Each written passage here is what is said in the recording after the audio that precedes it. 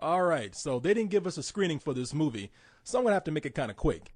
Of course, I'm talking about The Happening, not to be confused with one of my favorite shows from the 70s, What's Happening?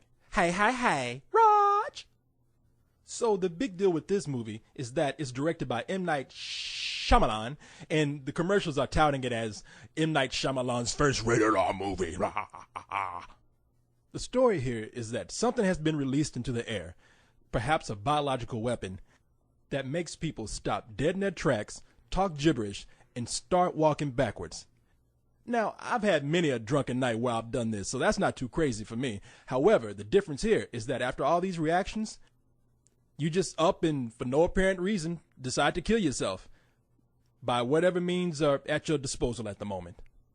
Now, the movie's been getting all kind of bad word of mouth, but after seeing it myself, I didn't think it was terrible. The problem here is that this movie is being very heavily promoted as a big summer movie, and is also being heavily promoted as an M. Night Shyamalan movie, a name that's heavily associated with big blockbusters. And let me tell you, this ain't no summer blockbuster.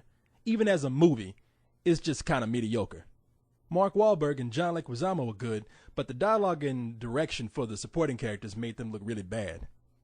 There were scenes that were meant to be serious, but were more unintentionally funny, and overall, the story just comes to a crawl. I mean, it's dull near the end. There are times, I swear, you will wonder, what is so spectacular about this movie that I couldn't have seen it on TV?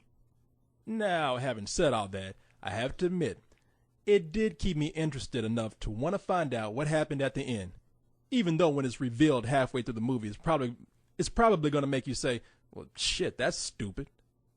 You got to be kidding me. Thank God, however, it was no big Shyamalan twist.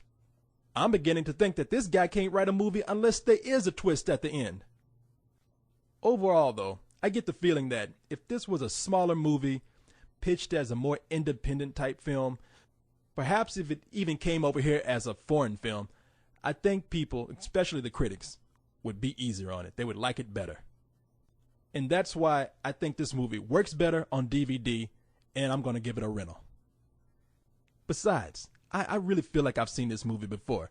All these blank stares that the people in this movie have before they kill themselves, between you and me, that's the reaction I had in this guy's last movie, Lady in the Water. Is it a terrorist attack? Perhaps a government experiment gone terribly wrong? Nobody knows. Throughout all this, we follow a high school math teacher played by Mark Wahlberg as he tries to lead his wife and family to a safe spot.